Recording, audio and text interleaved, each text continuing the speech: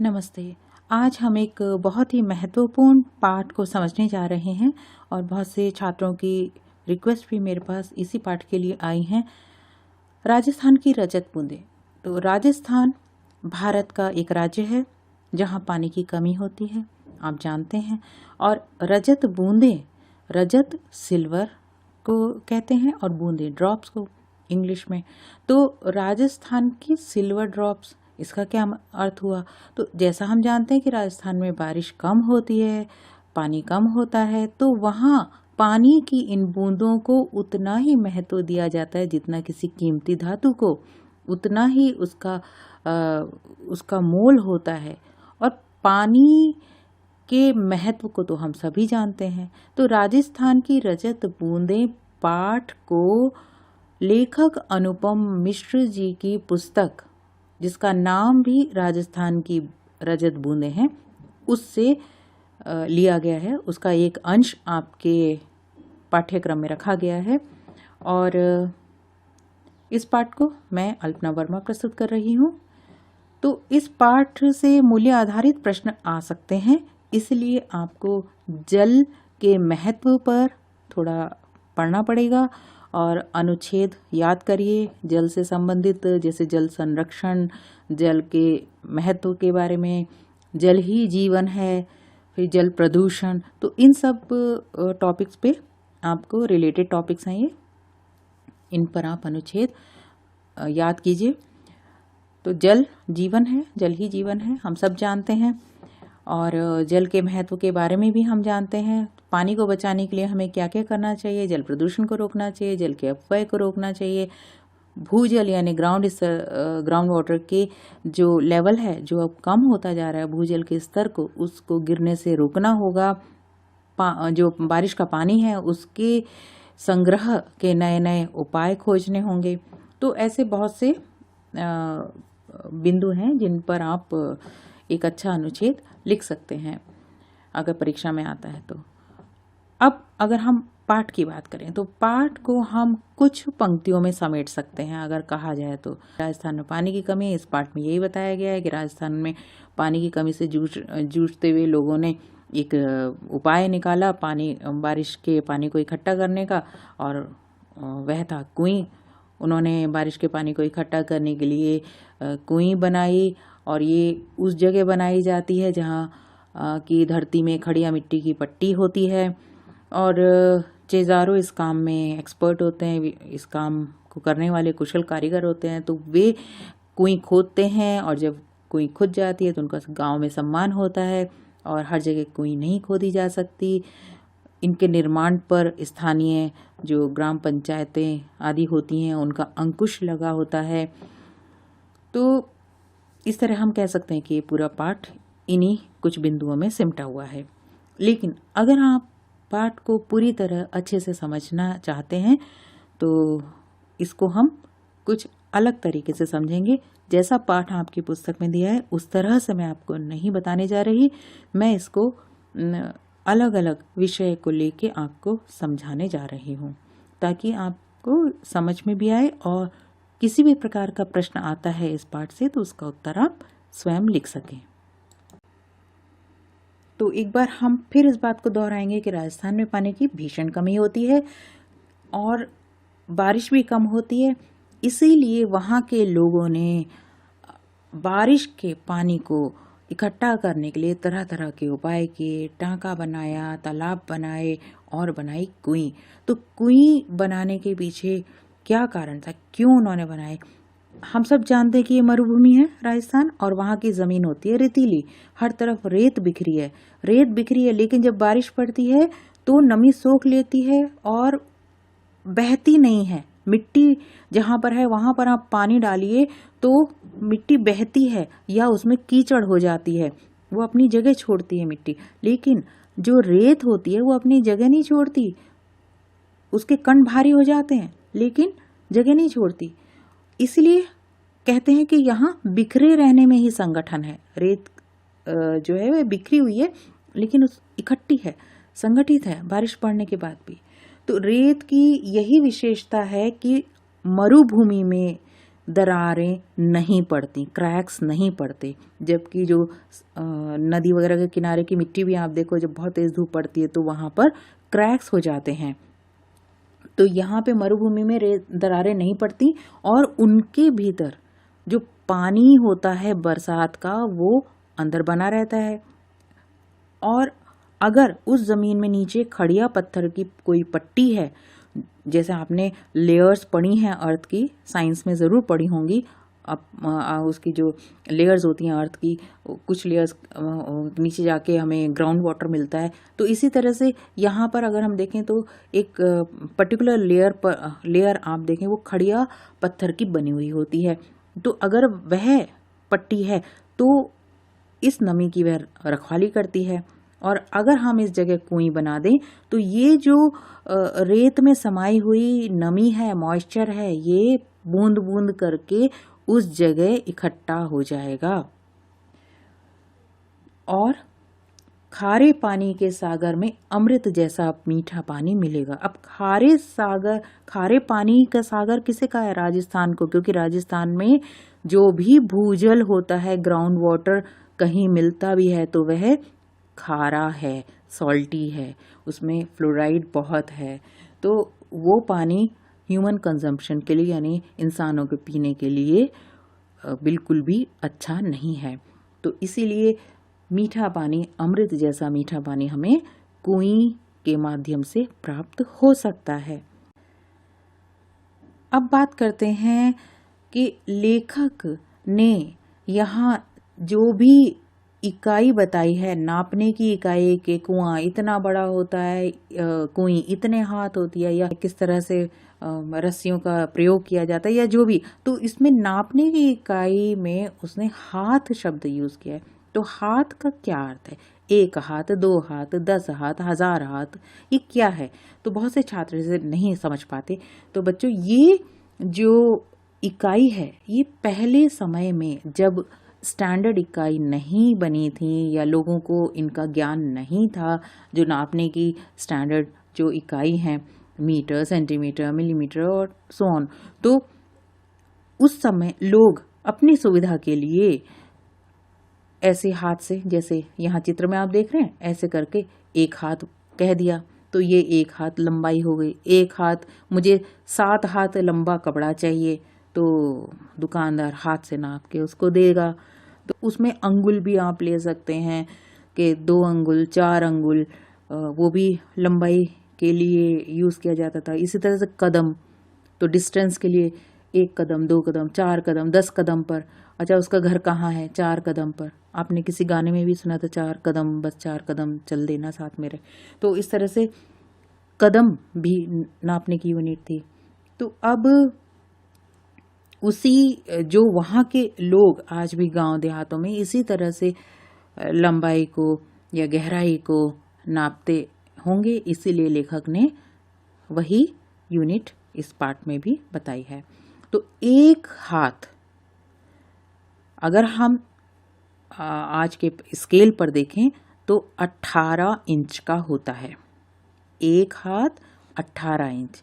तो अगर लेखक ने कहा है कि 1000 हाथ गहरा, तो इसका मतलब कितना हुआ? आप मुझे कैलकुलेट करके कमेंट में लिख देना कितने मीटर हुआ। तो 18 इंच 1 हाथ की लंबाई है। तो ये लंबाई है 18 इंच। अब जानते हैं कुएं और कुएं में अंतर क्या होता है। तो ये है कुएं, है ना, ये कुएं है, ये ब्रिक्स हैं, और ये चड़स जो होती है जिससे पानी निकालते हैं उसको लटकाने के लिए ये इन्होंने लकड़ी के वो बनाए हुए हैं। और कुआं होता है ऐसा, बड़ा होता है।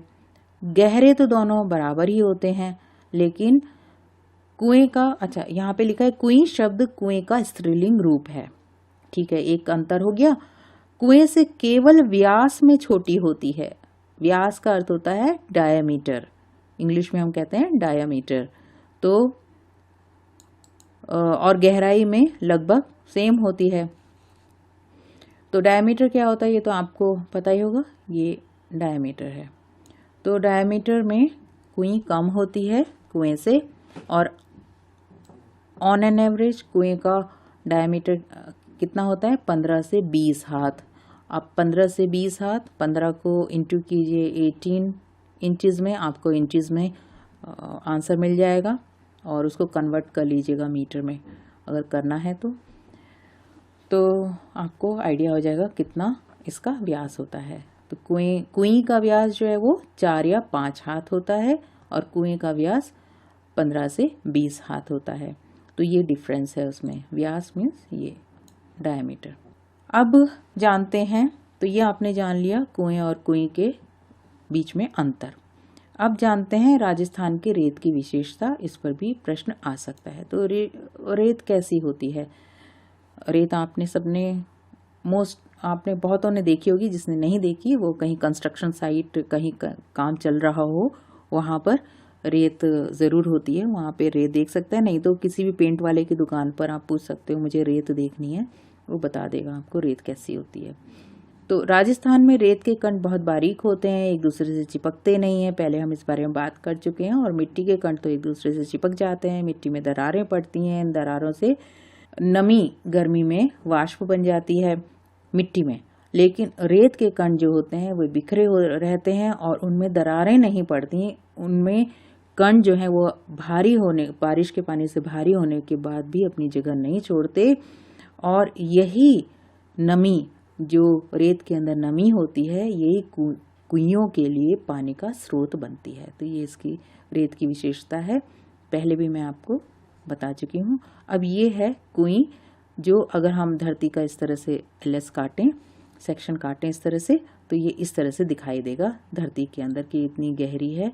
और यहाँ पे ये खड़िया मिट्टी की पट्टी होगी। अब खड़िया क्या होता है? खड़िया मतलब चौक।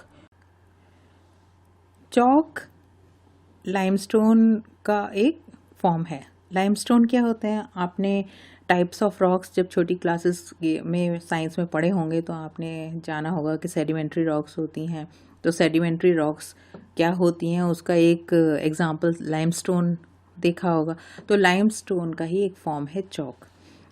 अब यहाँ जो यह खोज की गई राजस्थान के लोगों द्वारा, कुएं को बनाने का तरीका खोजा गया, जल संग्रह के लिए बनी ये कुएं किसी वैज्ञानिक खोज से कम नहीं है। ऐसा क्यों कह रहे हैं? क्योंकि ये जो खोजा गया है, पानी को संग्रह करने का तरीका जाना गया है, ये वैज्ञानिक तरीके से हो सकता है। और मरुभूमि के भीतर खड़िया की पट्टी कहाँ होगी, कैसे उसको हम पहचानेंगे कि इस ज़मीन के नीचे, इस ज़मीन में खड़िया की पट्टी यहाँ पर होगी? तो ये भी पीढ़ियों के अनुभव से ही मालूम चला।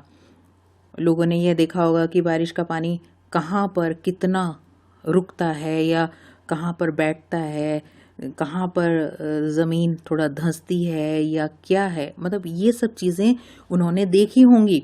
और तब उन अनुभवों के आधार पर उन्होंने बारिश के बाद ज़मीन की स्थिति को देखकर पहचानना समझा होगा कि खड़िया पट्टी कहाँ पर मिलेगी। तो कुएं के जल को पाने के लिए मरुभूमि के समाज ने खूब मंथन किया होगा और अनुभवों के आधार पर पूरा शास्त्र विकसित किया। इसे खोदने के लिए जब आप इसकी प्रक्रिया को आगे जानेंगे, आगे इसके निर्माण की प्रक्रिया को हम समझेंगे, तो इसे खोदने में वैज्ञानिक प्रक्रिया अपनाई जाती है।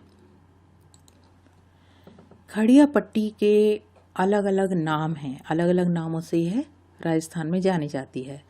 रेत के नीचे सब जगह खड़िया की पट्टी नहीं होती, और कुएं भी पूरे राजस्थान में नहीं मिलेगी। चूरू, बीकानेर, जैसलमेर, बाड़मेर के कई क्षेत्रों में यह पट्टी चलती है, और इसी कारण वहाँ गांव-गांव में कुइयाँ मिलेंगी। जैसलमेर जिले में एक गांव खडेरों की ढाणी में तो 120 कुइयाँ थी। लोग इस क्षेत्र को कहते थे 6 बीसी, यानी 6 गुणा 20 के नाम से जानते थे। कहीं कहीं इन्हें पार भी कहते हैं। जैसलमेर और बाड़मेर के कई गांव पार के कारण ही आबाद हैं, क्योंकि पानी तो कुइयों से ही उन्हें जीवन निर्वाह के लिए मिलता होगा। और इसीलिए उन गांवों के नाम भी पार पर ही हैं, जैसे जानरे आलो पार, सिरगू आलो पार। अलग अलग जगहों पर खड़िया मिट्टी के भी अलग अलग नाम हैं। कहीं कहीं तो यह चारोली के नाम से जानी जाती है, कहीं धाधड़ो, धड़धड़ो, और कहीं पर बिट्टूरो, बल्लियो, और कहीं इस पट्टी का नाम केवल खड़ी भी है। और इसी खड़ी के बल पर खारे पानी के बीच मीठा पानी देती खड़ी रहती है कुई। इस पाठ में से एक और प्रश्न बन सकता है कि राजस्थान में पानी के कौन से 3 रूप हैं, या तीनों में से किसी एक का नाम देके पूछा जा सकता है कि ये क्या है, या इससे आप क्या समझते हो। तो पानी के 3 रूप राजस्थान में हैं। पहला रूप पालर पानी, ये सीधे बरसात से मिलने वाला पानी है और यह धरातल पर बहता है। इसे नदी या तालाब आदि में रोका जाता है। और पानी का जो दूसरा रूप है पाताल पानी कहलाता है, और यह वही भूजल है जो कुओं में से निकलता है। पालर पानी और पाताल पानी के बीच पानी का जो तीसरा रूप है रेजानी पानी, यह धरातल से नीचे उतरा लेकिन पाताल में ना मिल पाया, यानी रेजानी है। वर्षा की मात्रा नापने में भी इंच सेंटीमीटर नहीं बल्कि रेजा शब्द का उपयोग होता है। रेजा का माप धरातल पर हुई बारिश नहीं बल्कि धरातल में समाई बरसात को यह नापता है। मरुभूमि में पानी इतना गिरे कि 5 अंगुल भीतर समा जाए तो उस दिन की वर्षा को हम कहते हैं 5 अंगुल रेजो। कितनी बरसात हुई? 5 अंगुल रेजो। रेजानी पानी खड़िया पट्टी के कारण पाताल पानी से अलग बना रहता है। ऐसी पट्टी के अभाव में रेजानी पानी धीरे धीरे नीचे जाकर पाताल पानी में मिल जाता है और अपना विशेष रूप खो देता है। यदि किसी जगह भूजल पाताल पानी खारा है तो रेजानी पानी भी उसमें मिलकर खारा हो जाता है। तो ये 3 तरह का पानी हमने यहाँ पढ़ा, पालर पानी, पाताल पानी, रेजानी पानी। अब बात करते हैं कुएं को बनाता कौन है। कुएं को बनाने वाले लोग इस काम में विशेष रूप से एक्सपर्ट होते हैं, दक्ष होते हैं। तो ये होते हैं चेजारो, इन्हें कहते हैं चेजारो, और इस काम को कहते हैं चेजा। तो चेलवांजी यानी चेजारो कुएं की खुदाई और विशेष तरह की चिनाई करने वाले दक्षतम लोग हैं। चिनाई कहते हैं फिनिशिंग टच देना। तो जैसे कुआं बना लिया किसी ने, तो कुएं में साइड में आपने सीमेंट वगैरह, ब्रिक्स सीमेंट सब लगा के उसकी फिनिशिंग दे दी। ऐसे घर बनाते हैं तो ब्रिक्स लगाते हैं, उसके बाद सीमेंट लगा के उसकी चिनाई करते हैं, उसके बाद फिर वाइट वॉश वगैरह होती है। तो जो इस कुएं की चिनाई होती है, क्योंकि अगर आपने सिर्फ खोद दिया तो मिट्टी गिरती रहेगी ना उसमें, तो उसको उसकी वॉल्स को, उसकी दीवारों को फिनिशिंग देनी है। तो चिनाई ये स्पेशल तरीके की, आगे जब हम निर्माण प्रक्रिया पढ़ेंगे तब इसमें जानेंगे। तो ये लोग इस की जो विशेष चिनाई होती है उसको करने के लिए एक्सपर्ट होते हैं, दक्षतम लोग होते हैं, और यह काम चेजा कहलाता है। चेजारो जिस कुएं को बना रहा होता है वह भी कोई सिंपल स्ट्रक्चर नहीं होता, कोई साधारण ढांचा नहीं होता। और कुएं से व्यास में, डायमीटर में कम होती है, ये मैं पहले बता चुकी हूँ। और कुएं से एक और बात में अलग है, वह है कि कुआं जो है वो भूजल यानी ग्राउंड वाटर को पाता है। कुएं से हम पानी जो निकालते हैं वो भूजल होता है, और भूजल को पाने के लिए हम कुआं बनाते हैं। लेकिन कुएं जो है वो भूजल से जुड़ती नहीं है जैसे कुआं जुड़ता है। कुएं वर्षा के जल को इकट्ठा करती है, और जब वर्षा नहीं हो रही होती तब भी वह धीरे धीरे पानी इकट्ठा करती है। तो कुएं में ना तो सतह पर बहने वाला पानी है और ना ही भूजल है उसमें। तो जो पानी है वो आगे हम जानेंगे कैसे बूंद बूंद करके पानी इकट्ठा होता है। तो चेलवांजी कहते हैं कुएं की खुदाई या चिनाई करने वाले लोगों को, उखरू एक शब्द आया है आपकी किताब में, उसका अर्थ होता है पंजे के बल ऐसे घुटने मोड़कर बैठना। ये उकड़ू भी बोलते हैं इसको, उकड़ू बैठना, उखरू बैठना। बसौली लकड़ी के हत्थे वाला एक लोहे का औजार होता है, नुकीला होता है, इससे ये नीचे ज़मीन की खुदाई करते हैं। अब कुई बनती कैसे है?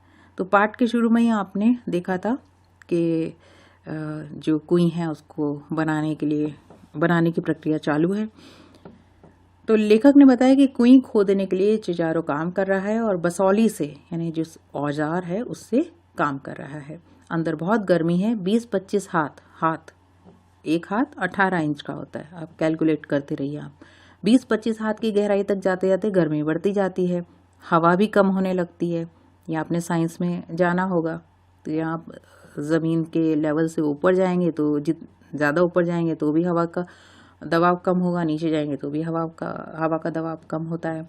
तो इसी तरह से जब यहाँ ज़मीन की खुदाई हो रही है तो नीचे हवा का दबाव कम होने से उसे हवा कम मिलेगी। तो उसके लिए क्या करते हैं लोग, गर्मी कम करने के लिए तो लोग जो बाहर खड़े हैं, ऊपर खड़े हैं, वो बीच बीच में मुट्ठी भर रेत नीचे फेंकते हैं ज़ोर से, जिससे ताज़ी हवा अंदर आती है और गहराई में जो जमा हुई दम घोंटू गर्म हवा है वो बाहर निकल जाती है।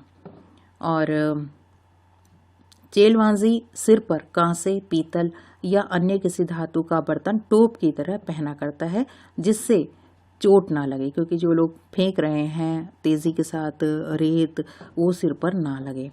अब थोड़ी खुदाई इकट्ठी हो जाने पे अब जो मलबा जो भी इकट्ठा हुआ है तोड़ फोड़ में, जो ज़मीन खोदने में जो भी उसका कचरा इकट्ठा हुआ है, उसको अब कैसे बाहर निकालेंगे?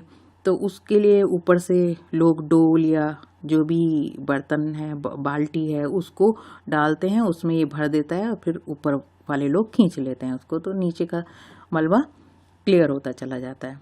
और फिर आगे की खुदाई रोक कर अब ये मलबा निकाल लिया, जितना क्षेत्र उसने खोद लिया, जितना खुद गया है और मलबा भी क्लियर हो गया है, अब उसकी वो चिनाई कर देता है जिससे कि मिट्टी जो है वो धंसे नहीं, मिट्टी पक्की हो जाए।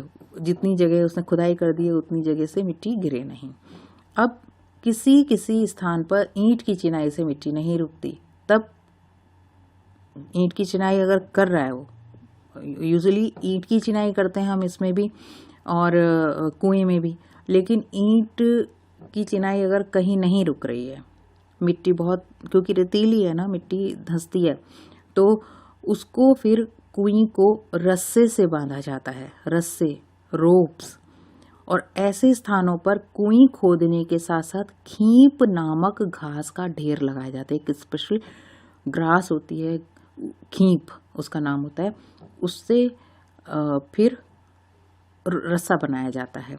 खुदाई शुरू होते ही 3 अंगुल मोटा, ये भी देखिए चौड़ाई नापने के लिए 3 अंगुल मोटा रस्सा बनाया जाता है।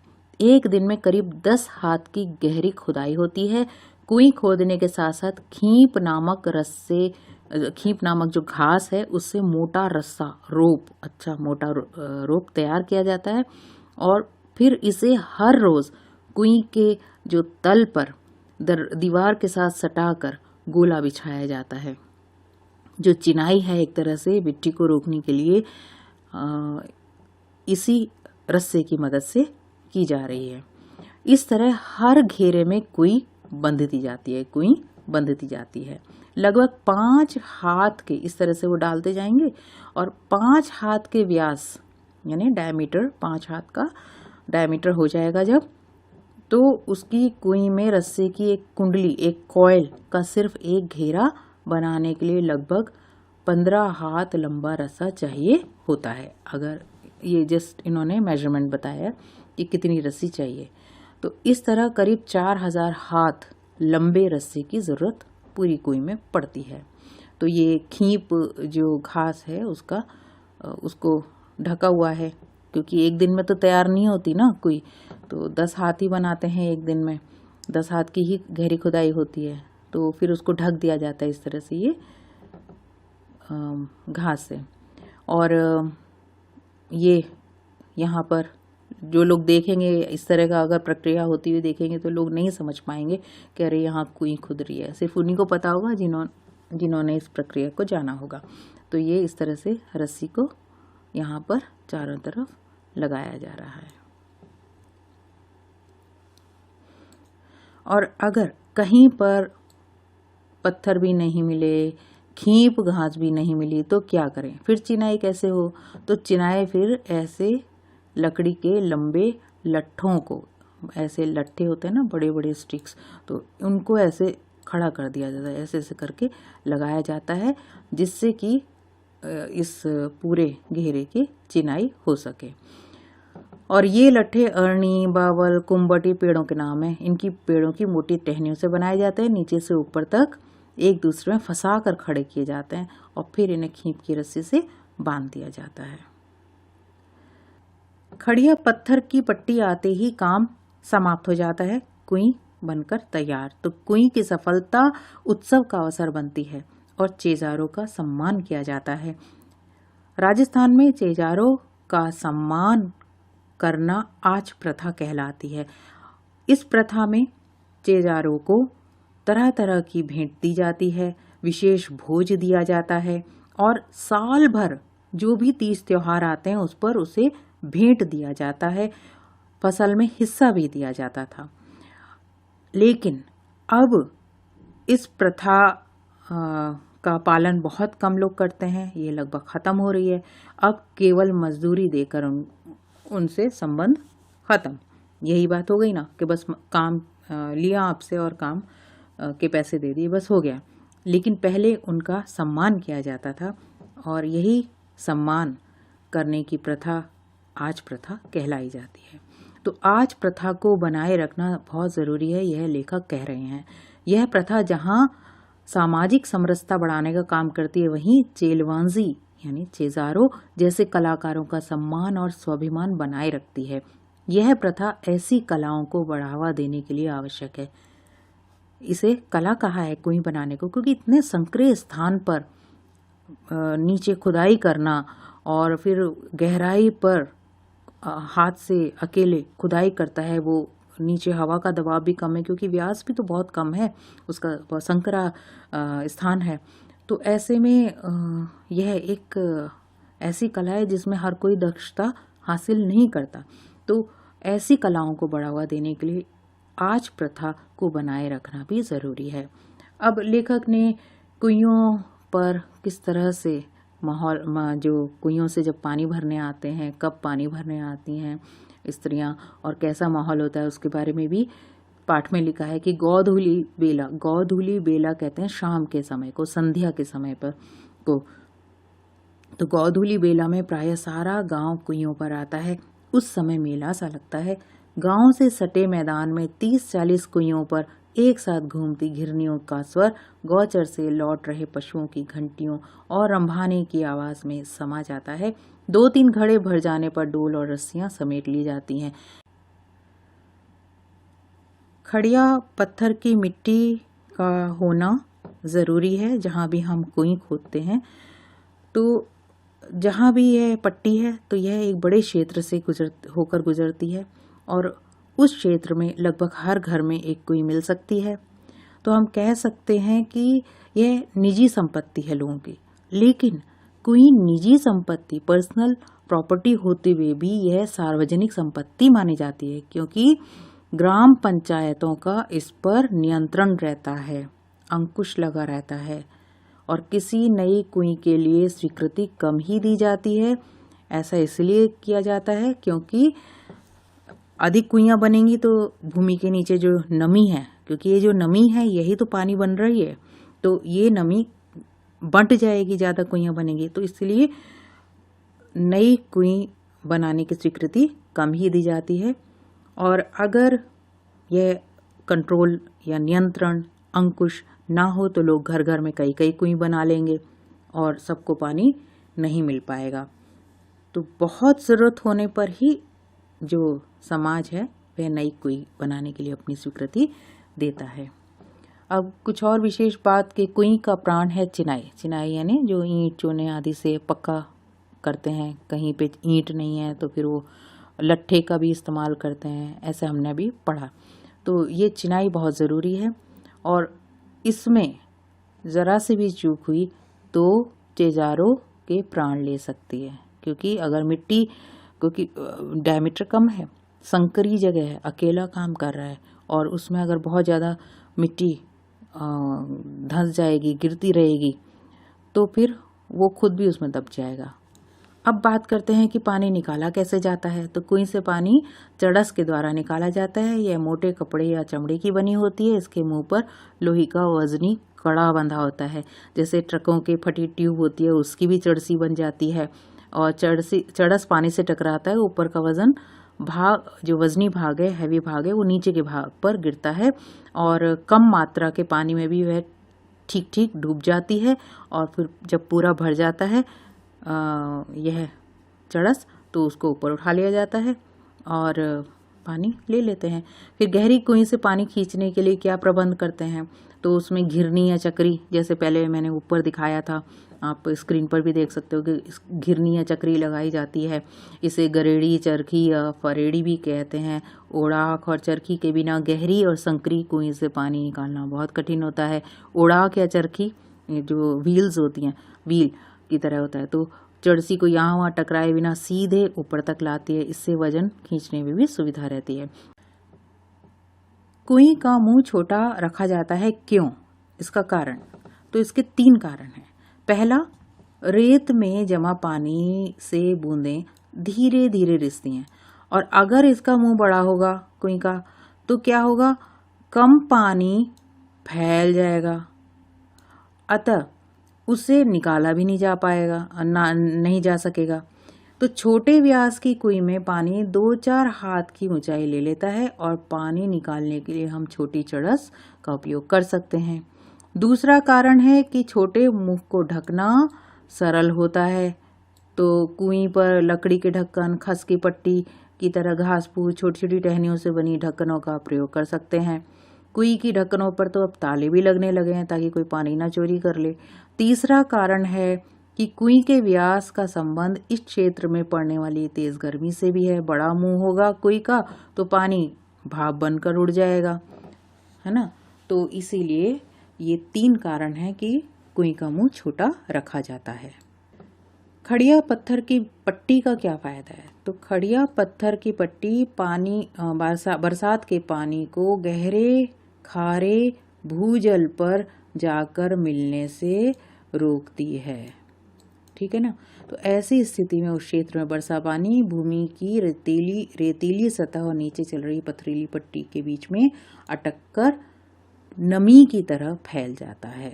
कुएं की खुदाई किससे की जाती है? तो कुएं का व्यास बहुत कम होता है, इसीलिए आप फावड़े और कुल्हाड़ी वगैरह से तो खोद नहीं सकते। बसौली एक खास औजार होता है, छोटी डंडी का छोटे फावड़े जैसा औजार होता है। इस पर लोहे का नुकीला फल तथा लकड़ी का हत्था होता है, तो उससे खुदाई की जाती है।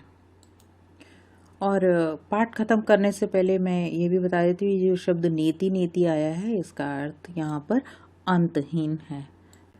तो इसके साथ ही इस पाठ को मैं यहाँ समाप्त कर रही हूँ। आशा करती हूँ कि यह आपको अच्छे से समझ में आ गया होगा।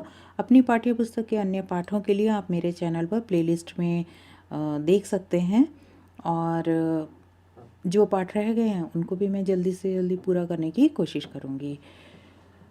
थैंक यू, धन्यवाद।